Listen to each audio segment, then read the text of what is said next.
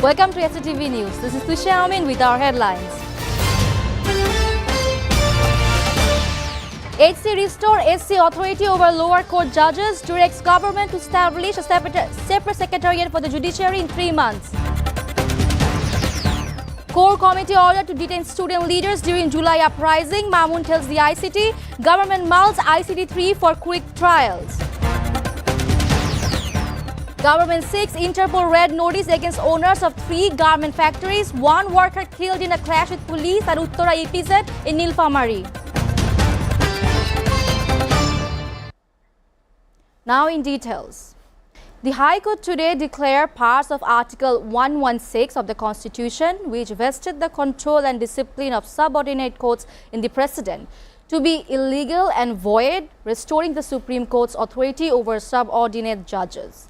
The bench of Justice Ahmed Sohel and Justice Debashish Roy Choudhury delivered the ruling, also ordering the formation of a separate secretariat for the judiciary within 3 months. As a result of the ruling, lawyers say the authority over the transfer and promotion of the subordinate court judges has now returned to the Supreme Court. They also noted that it removes any obstacle to establishing a separate secretariat for the Supreme Court.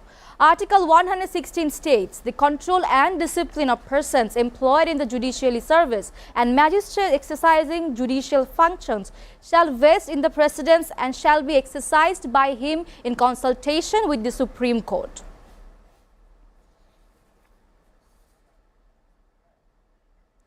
The decision to use lethal weapons, fire from helicopters and conduct block raids in suppressing the July uprising was taken under the leadership of former Prime Minister Sheikh Hasina, former IGP Chaudhura Abdullah Mamun told the International Crimes Tribunal. The instruction to use lethal weapons came from Sheikh Hasina herself, said Abdullah Mamun today, while testifying as a state witness in a crimes against humanity case against Sheikh Hasina and 2 others. He said the order was carried out under the leadership of former Home Minister Asaduzzaman Khan Kamal, while former DMP Commissioner Habibur Rahman Habib and DB's Harunur Rashid were overly enthusiastic about using deadly weapons. In his deposition, Mamun said that 2 groups had formed within the police force under the leadership of former DMP Commissioner Habibur Rahman and former Special Branch Chief Munirul Islam. He said these officers used to hold meetings almost every night at the residence of former Home Minister Asaduzzaman Khan Kamal. Among the participants were former DMP Commissioner Habibur Rahman, DV Chief Harunur Rashid, SB's Munirul Islam, Dhaka DIG Nurul Islam, Additional DIG Biplab Kumar, ASP Kafi, OC Majhar, Forkan Opurbo and several others. Some of them even had direct communication with former Prime Minister Sheikh Hasina.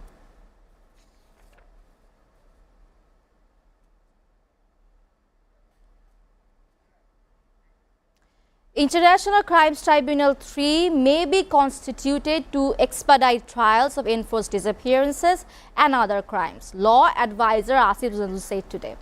He said this while speaking to reporters after inspecting the renovation work of the main building of Tribunal 2 this morning. Asif Nazrul said that the establishment of a 3rd tribunal is under consideration and could proceed once the tin shed building adjacent to the current tribunal premises is vacated. If Tribunal 3 is set up, it will significantly speed up the trials related to the disappearances and other international crimes. We are also prioritizing the prosecution of crimes against humanity, he said. Emphasizing the government's commitment, Asif Nazrul added, we are determined to ensure justice for all kinds of crimes, including murder, enforced disappearances and torture that occur under the previous government. Our judges, prosecution and investigation teams are working with utmost dedication. Referring to the July uprising, the advisor said more than 1,000 students and civilians were killed and thousands more were left permanently disabled. The trial of this grave crime against humanity is not just essential, it is inevitable. We have remained firm in our efforts from the beginning and are satisfied with the current phase of the trial.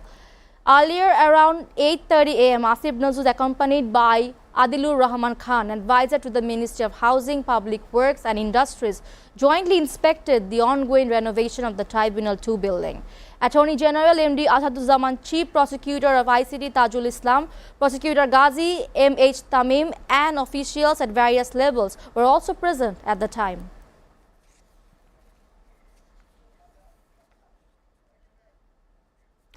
BNP Secretary General Mirza Fakhrul Islam Alamgir on Tuesday visited two political leaders, including Nurul Haq Noor, who are currently receiving treatment at hospital in Dhaka after being seriously injured in separate recent attacks. Around noon, he went to Dhaka Medical College Hospital to see Gano Adhikar Parishad President Nurul Haq Noor. He spoke to doctors about Noor's current condition and also spent some time with him. Noor was critically injured during a clash last Friday in front of the Jatiya Party Central Office in Kakrail. BNP Social Welfare Affairs Secretary Kamruzzaman Ratan accompanied the Secretary General during the visit. Earlier in the day, Fakhrul visited Islami Bank Hospital in Kakrail to see Khandakar Lutfur Rahman, president of a fraction of Jatiya Ganotantrik Party JAKPA, who was also critically injured in a separate attack. Khandakar Lutfur Rahman came under attack on Monday night at Bijayanagar Road by unidentified miscreants. He is now receiving treatment at the hospital. Mirza Fakhrul inquired about Lutfur's treatment and expressed concern over the attack on him.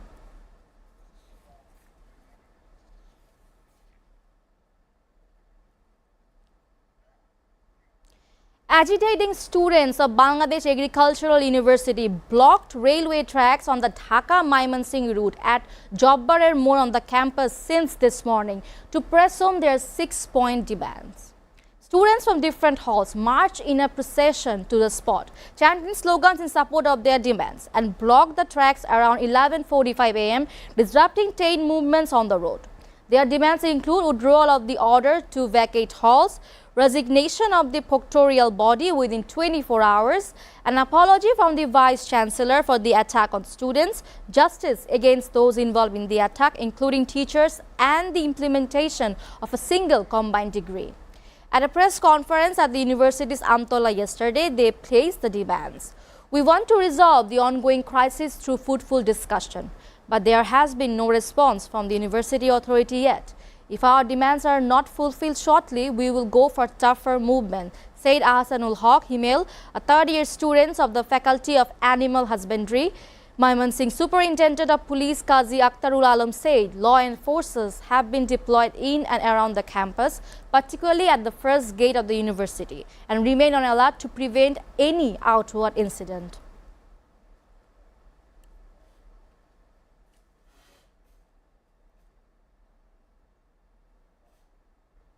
The government has taken an initiative to request the Interpol to issue red notice against the owners of 3 garment factories, including TNZ Group, Dirt Group and Roar Fashion Limited, for their alleged negligence in clearing the dues of workers and their prolonged stay abroad.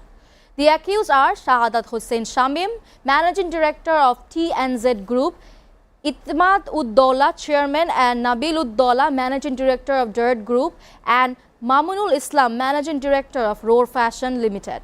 The move comes in response to a case filed at the Labour Court in Ghazipur and the 1st and 3rd Labour Courts in Dhaka, according to the Ministry of Labour and Employment. Labour and Employment Advisor Brigadier General Retired Dr. M. Shakhawat Hussain said, "We are committed to ensuring workers' rightful claims. Those who act unjustly towards workers will face strict action. Legal steps against the accused are ongoing for violating labour rights and relevant laws. The government aims to bring the accused individuals back to the country to ensure the payment of the outstanding wages and benefits owed to workers," he added. Following an application by the Ministry of Labour and Employment, the Interpol wing of the police headquarters sent a request to Interpol authorities seeking red notices against the factory owners. Lutfi Siddiqui, the Chief Advisor Special Envoy on International Affairs, said negligent or non-cooperative behavior by factory owners regarding workers' lawful rights will not be tolerated. There must be consequences for such actions. I appreciate the firm stance taken by the Labour Advisor. A worker was killed and several others injured this morning during a clash between law enforcement agencies and demonstrating workers at the Uttara Export Processing Zone EPZ in Nilphamari. The clash broke out around 8:30 a.m., said witnesses. One of the deceased was identified as Habib Islam, 20, an employee of Eco Polythene Company. He was the son of Dulal Hussain of Khizirhat village in Golshi Union under Nilphamari Shodor Upozela. Confirming the death, Dr. Farhan Tanvirul Islam, an on-duty physician at Nilphamari 250-bed General Hospital, said Habib was brought to the hospital with gunshot injuries but was declared dead upon arrival. Workers said employees of Evergreen Products Factory Limited had been demonstrating for several days over various demands. The morning, they staged an incident at the main gate of the EPZ, blocking other workers from entering the factories.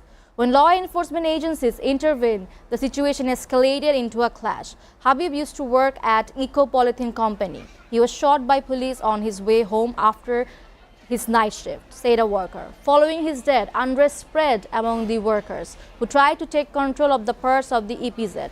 Later, army personnel dispersed them.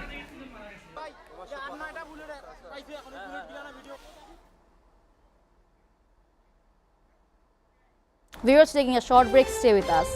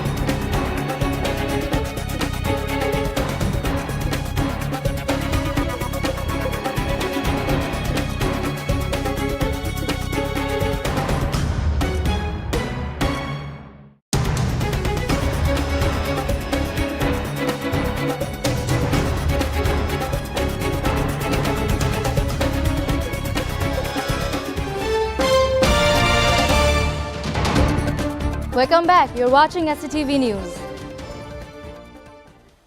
Now news from abroad. Suicide bombers rammed an explosive-laden vehicle into the main gate of Federal Constabulary lines in Bannu on Tuesday morning, triggering a blast and firefight with security forces, police said. The assault is the latest in a string of militant attacks across Khyber Pakhtunkhwa province in recent months, with police in Bannu, Peshawar, Karak, Lakhi, Marwat and Bajaur repeatedly targeted, says Dawn. Regional police officer Sajjad Khan said the attackers had managed to breach the compound, prompting a security operation. Bannu district police officer Salim Abbas was leading the clearance inside the facility, he added.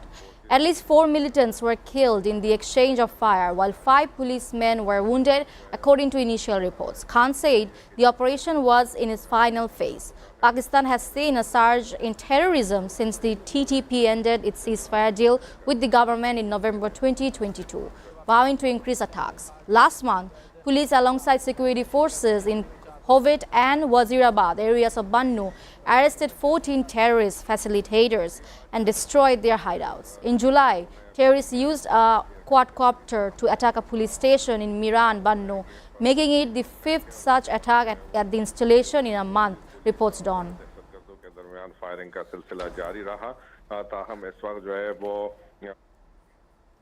Chinese President Xi Jinping urged Shanghai Cooperation Organization members to leverage their mega-scale market on Monday.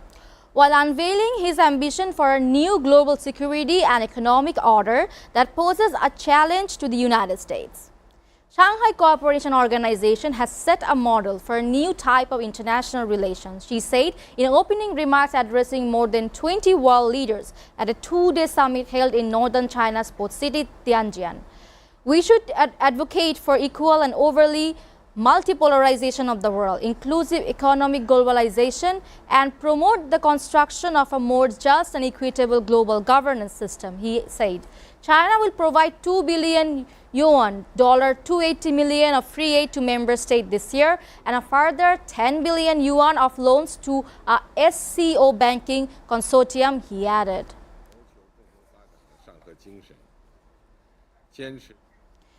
Russian President Vladimir Putin told his Chinese counterpart on Tuesday that their country's ties were at an unprecedented level during talks in Beijing ahead of a massive military parade.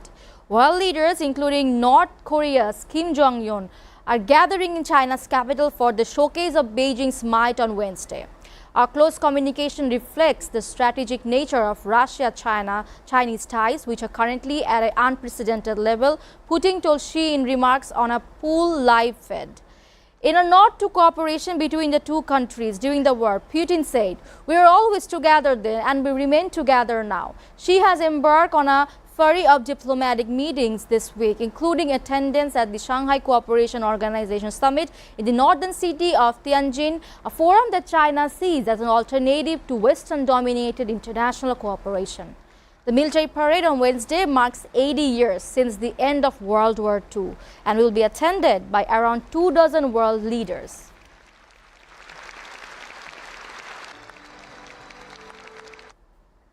Russia's Gazprom has agreed to modest rise in gas supplies to China via existing pipeline and has signed a memorandum on building the vast power of Siberia 2 pipeline, but at a price lower than those charged to European buyers, state news agencies reported.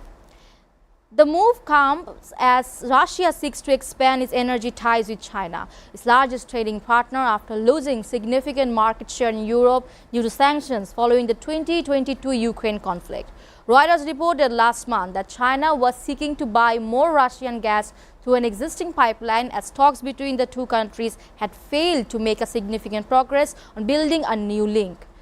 Alexei Miller, the CEO of Russian state-controlled Gazprom, Gazprom, told Russian news agencies on Tuesday that an agreement had been reached to increase supplies by the existing power of Siberia pipeline, which runs from eastern Siberia to China, to 44 billion cubic meters BCM a year from 38 BCM.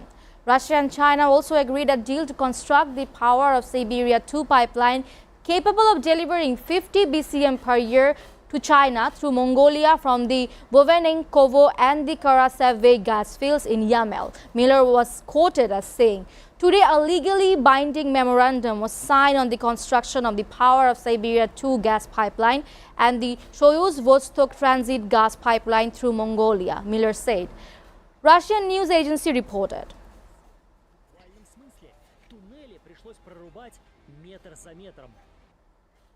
China will extend visa-free travel to ordinary passport holders from Russia on a trial basis, its foreign ministry said on Tuesday. The visa exemption will be for a period of a year from September 15, with entry to China of no more than 30 days. 为进一步便利中外人员往来，中方决定扩大免签国家范围。 The world's biggest academic association of genocide scholars has passed a resolution saying the legal criteria have been met to establish Israel as committing genocide in Gaza, its president said on Monday. 86% of those who voted among the 500-member International Association of Genocide Scholars backed the resolution declaring Israel's policy and action in Gaza had met the legal definitions set out in Article 2 of the 1948 UN Convention on Genocide. Israel's Foreign Ministry called the statement disgraceful and entirely based on Hamas' campaign of lies. Israel has in the past strongly denied that its actions in Gaza amount to genocide and said they are justified as self-defense. It is fighting a case at the International Court of Justice in The Hague that accuses it of genocide. Israel launched its assault on Gaza Strip in October 2023. Since then, Israel's military action has killed 63,000 people, damaged or destroyed most buildings in the territory, and forced nearly all its residents to flee their homes at least once. A global hunger monitor relied on by the United Nations says parts of the territory are now suffering a man-made famine, which Israel also denies. The three-page resolution calls on Israel to immediately cease all acts that constitute genocide, war crimes and crimes against humanity against Palestinians in Gaza, including deliberate attacks against and killing of civilians, including children, starvation, deprivation of humanitarian aid, water, fuel and other items essential to the survival of the population, sexual and reproductive violence and forced displacement of the population.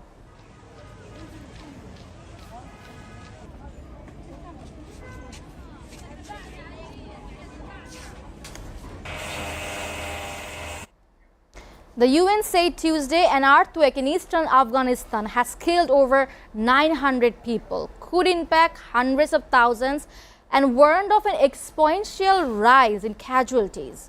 We think potentially the impacted individuals would go up to almost into the hundreds of thousands, said Indrika Ratwate, the UN humanitarian coordinator in Afghanistan. He said there is no question that the casualty rate is going to be rather exponential.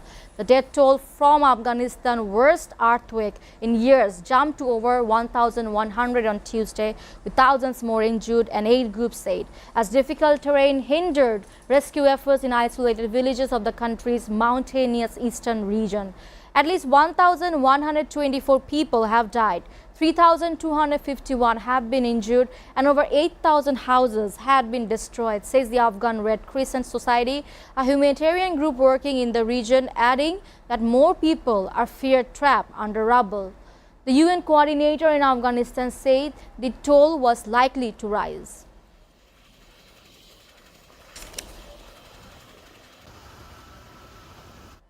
At least 1,000 were killed in a landslide that destroyed a village in Mara Mountains area of Western Sudan, leaving only one survivor, the Sudan Liberation Movement Army said on Monday.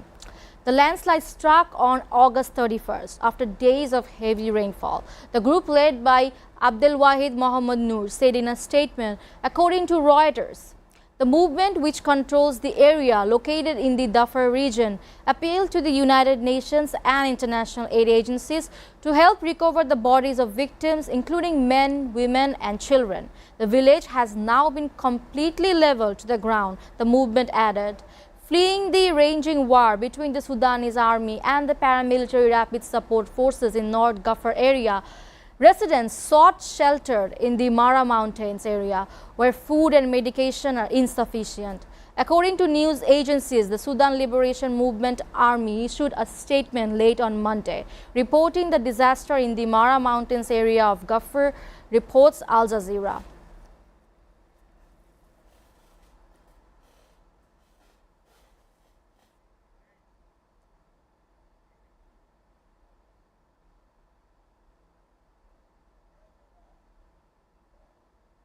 Before ending, we'll go to the headlines again. HC restore SC authority over lower court judges, directs government to establish a separate secretariat for the judiciary in 3 months. Core committee ordered to detain student leaders during July uprising. Mamun tells the ICT, government mounts ICT 3 for quick trials. Government seeks Interpol red notice against owners of 3 garment factories. 1 worker killed in a clash with police at Uttara EPZ in Nilphamari. You're updated with our top stories so far here on SATV. And to know the latest news, visit www.satv.tv. Stay with SATV.